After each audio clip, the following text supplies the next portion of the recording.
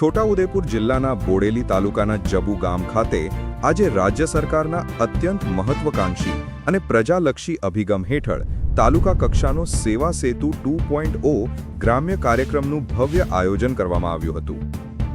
જય હિન્દ।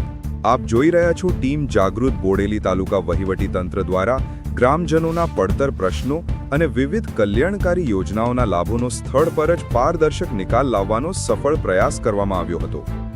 આ કાર્યક્રમ અંતર્ગત રેશન કાર્ડમાં સુધારા, આધાર કાર્ડ અપડેટ, આવકના દાખલા અને આરોગ્યલક્ષી સેવાઓ સહિતના વિવિધ વિભાગોના સ્ટોલ ઊભા કરી ગ્રામીણ જનતાને સરકારી કચેરીઓના ધક્કા ખાધા વગર ઘર આંગણે જ વહીવટી સેવાઓ પૂરી પાડવામાં આવી હતી, જેને પગલે જબુ ગામ અને આસપાસના વિસ્તારના મોટી સંખ્યામાં ઉમટી પડેલા લોકોમાં ભારે ઉત્સાહ અને ખુશીનો માહોલ જોવા મળ્યો હતો અને વહીવટીતંત્રના આ પ્રશંસનીય કાર્યને સ્થાનિકોએ બિરદાવ્યું હતું।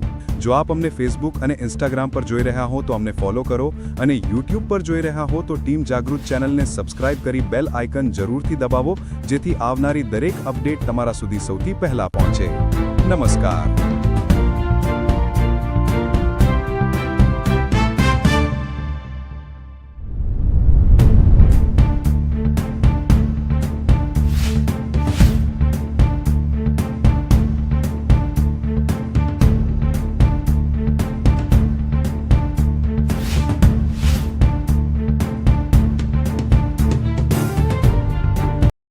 આજે બોડેલી તાલુકાનો છેલ્લો સેવા સેતુ કાર્યક્રમ જબુ ગામમાં હતો।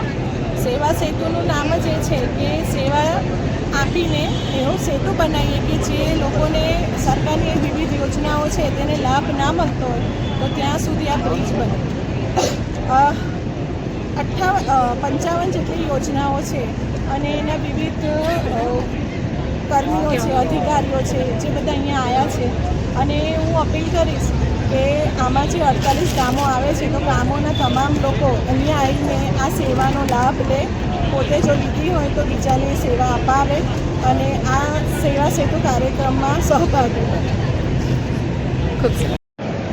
આજે જબુ ગામ ખાતે સેવા સેતુ 2026નો જે અરજદારો લાભાર્થીઓ માટેનો કાર્યક્રમ યોજાયો હતો, એમાં બોડેલી તાલુકાના 48 જેટલા ગામોની પ્રજાજનોને 13 જેટલા વિભાગ અને 55 જેટલી સેવાઓ માટે અહીંયા કાર્યરત ખુલ્લો મૂકવામાં આવ્યો હતો।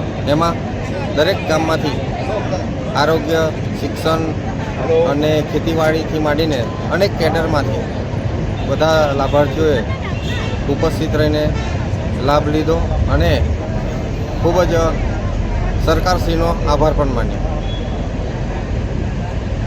બોલો, તમારું નામ નહીં આપવાનું સંજયભાઈ? હવે આ જવા